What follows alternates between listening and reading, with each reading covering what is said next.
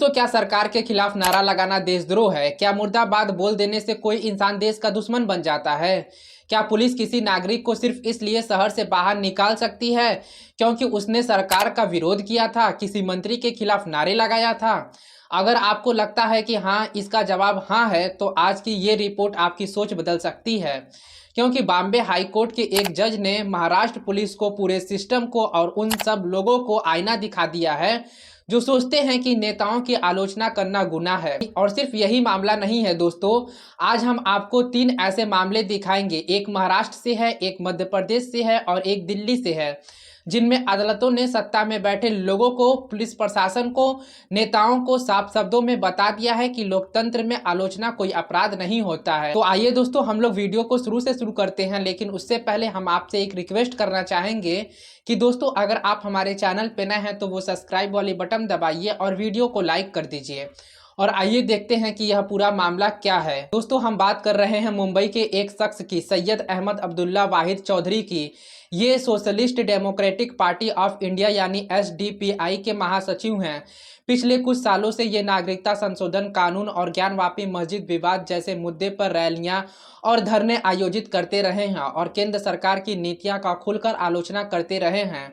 अब हुआ ये कि मुंबई पुलिस ने इनके खिलाफ 5 एफआईआर दर्ज की और इन्हीं एफआईआर का हवाला देकर पुलिस ने उन्हें ताड़ीपार कर दिया, यानी एक तय समय सीमा के लिए उनको उनके ही शहर से बाहर कर दिया गया। पहले दिसंबर 2025 में डिप्टी कमिश्नर ऑफ पुलिस ने पारित किया और फिर मार्च 2026 में एक और अधिकारी ने इसको बरकरार रखा। लेकिन दोस्तों, सैयद ने हार नहीं मानी। वो इस आदेश को लेकर बॉम्बे हाई कोर्ट पहुंच गए। मामला गया जस्टिस माधव जामदार की बेंच के पास और यहीं से शुरू होता है असली कहानी, क्योंकि यहीं से न्यायपालिका अपना असली काम करती नजर आ रही है, कार्यपालिका और पुलिस प्रशासन पर निगरानी रखने का काम। जब कोर्ट ने 5 एफआईआर की जांच की तो पता चला कि ज्यादातर मामले सरकार की नीतियों के खिलाफ विरोध प्रदर्शन से जुड़े हुए हैं। यानी दोस्तों, अगर हम सीधा भाषा में कहें तो सरकार मुर्दाबाद, गृह मंत्री मुर्दाबाद जैसे नारे लगाने पर इस व्यक्ति को पूरे 1 साल के लिए अपने ही शहर से बाहर का रास्ता दिखा दिया गया था। जज साहब ने पुलिस से सीधा सवाल पूछा, सिर्फ नारेबाजी और विरोध प्रदर्शन के आधार पर किसी नागरिक को शहर से कैसे बाहर निकाला जा सकता है? क्या यही लोकतंत्र है? क्या सरकार से असहमति जनता का अब जुर्म बन गया है? और फिर आई दोस्तों वो लाइन जो इस टाइम हर जगह पर चर्चा का विषय बनी हुई है। जस्टिस जामदार ने कहा कि पुलिस किसी मुख्यमंत्री या प्रधानमंत्री की नौकर नहीं है, पुलिस जनता की सेवक है, यानी पब्लिक सर्वेंट है। जरा सोचिए, ये बात एक जज खुलकर कह रहे हैं कि पुलिस को नेता का नौकर नहीं बल्कि जनता का सेवक होना चाहिए। ये बात हम पत्रकार बरसों से कहते आ रहे हैं, लेकिन जब एक संवैधानिक अदालत का जज ये बात अपने आदेश में लिखता है तो इसका वजन बिल्कुल अलग होता है। दोस्तों, जज ने यह भी चेतावनी दी कि अगर इसी तरह की मनमानी आगे भी जारी रही तो जिम्मेदार अधिकारियों पर भारी जुर्माना लगाया जाएगा। दोस्तों, जज साहब ने यह भी चेतावनी दी कि अगर इसी तरह की मनमानी आगे भी जारी रही ना तो जिम्मेदार अधिकारियों पर भारी जुर्माना भी लगाया जाएगा। और उन्होंने एक और तीखी बात कही कि आजकल हालात ऐसी बनती जा रही है जैसे नागरिकों को सरकार का गुलाम बना दिया गया है। लोग विरोध नहीं कर सकते हैं, आंदोलन नहीं कर सकते हैं, अपनी बात नहीं रख सकते हैं।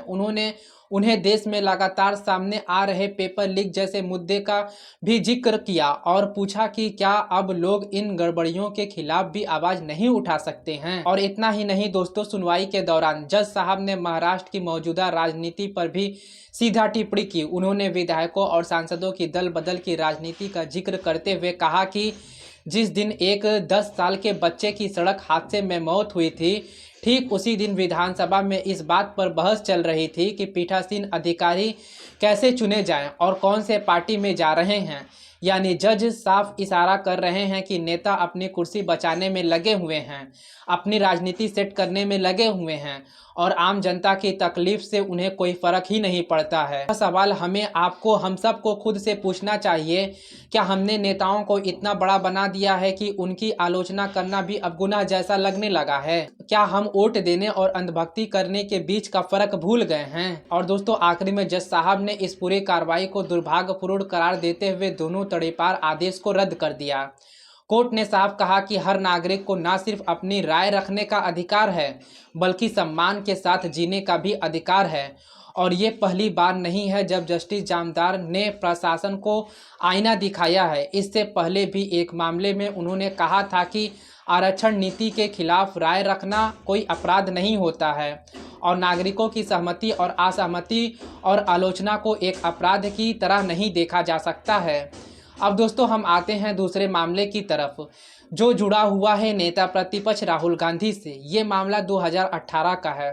मध्य प्रदेश के झाबुआ में एक चुनाव सभा में राहुल गांधी ने पनाम पेपर्स लीक का जिक्र करते हुए तत्कालीन मुख्यमंत्री शिवराज सिंह चौहान के बेटे कार्तिकेय चौहान का नाम लिया था। कार्तिकेय ने इसे अपनी छवि को नुकसान पहुंचाने वाला बताते हुए भोपाल की एक अदालत में मानहानि का केस दर्ज कर दिया था। कोर्ट ने राहुल गांधी को समन भेजा। इसके खिलाफ राहुल गांधी ने मध्य प्रदेश हाई कोर्ट पहुंचे और वहीं 25 जून 2026 को उनकी तरफ से एक लिखित आवेदन दिया गया, जिसमें अपने 8 साल पुराने बयान पर अफसोस जताया गया। उनके वकील ने कोर्ट में कहा कि ये टिप्पणी एक गलतफहमी से हो गई थी। असली में जिस मुख्यमंत्री और उनके बेटे का जिक्र होना था वो छत्तीसगढ़ के तत्कालीन मुख्यमंत्री रमन सिंह और उनका परिवार था, न कि शिवराज सिंह चौहान और कार्तिकेय। लिखित माफ़ी के बाद कार्तिकेय चौहान के वकील कोर्ट से कहा कि जब राहुल गांधी ने खुद अपनी गलती स्वीकार कर ली है तो उन्हें आगे इस मामले पर कोई आपत्ति नहीं है और वो इसे यहीं पर ख़त्म करना चाहते हैं। यानी 8 साल पुराना ये मामला केस लगभग अब समाप्त हो चुका है। अब दोस्तों जरा तीनों मामले को एक साथ रख कर देखिए। महाराष्ट्र में एक आम नागरिक को सिर्फ नारेबाजी की वजह से तड़ीपार कर दिया गया था। मध्य प्रदेश में विपक्ष के एक बड़े नेता को खुद अपने बयान पर माफ़ी मांगनी पड़ी थी और दिल्ली में एक नेता चाहता था कि उसकी हर आलोचना बंद कर दी जाए, लेकिन कोर्ट ने कहा कि आलोचना लोकतंत्र का हिस्सा है। तीनों मामले में अदालतों ने एक ही सिद्धांत को बार बार दोहराया है। सत्ता में बैठा कोई भी व्यक्ति हो, चाहे वो प्रधानमंत्री हो, चाहे वह गृह मंत्री हो, चाहे वह मुख्यमंत्री हो या कोई भी बड़ा नेता हो, आलोचना और सवाल से ऊपर कोई नहीं है। और पुलिस प्रशासन का काम नेताओं को खुश करना नहीं है बल्कि संविधान और कानून का पालन करना है। दोस्तों अब मेरा सवाल आपसे है, क्या हम नेताओं को इतना ताकतवर बना दिए हैं कि उनकी आलोचना करना भी अब अपराध जैसा महसूस होने लगा है? क्या पुलिस को सच में जनता का सेवक होना चाहिए या वो नेताओं का नौकर बन के रह गई है? और दोस्तों क्या अगली बार जब कोई अफसर किसी नेता के इशारे पर काम करे तो हमें उससे सवाल पूछने का हक होना चाहिए या नहीं होना चाहिए? कमेंट करके ज़रूर बताइएगा। और अगर आपको यह रिपोर्ट पसंद आई है तो चैनल को सब्सक्राइब करके हमारी आवाज़ को और मजबूत करिएगा, क्योंकि हमें आपकी बहुत ज़्यादा ज़रूरत है। तो दोस्तों मिलते हैं किसी नेक्स्ट वीडियो में।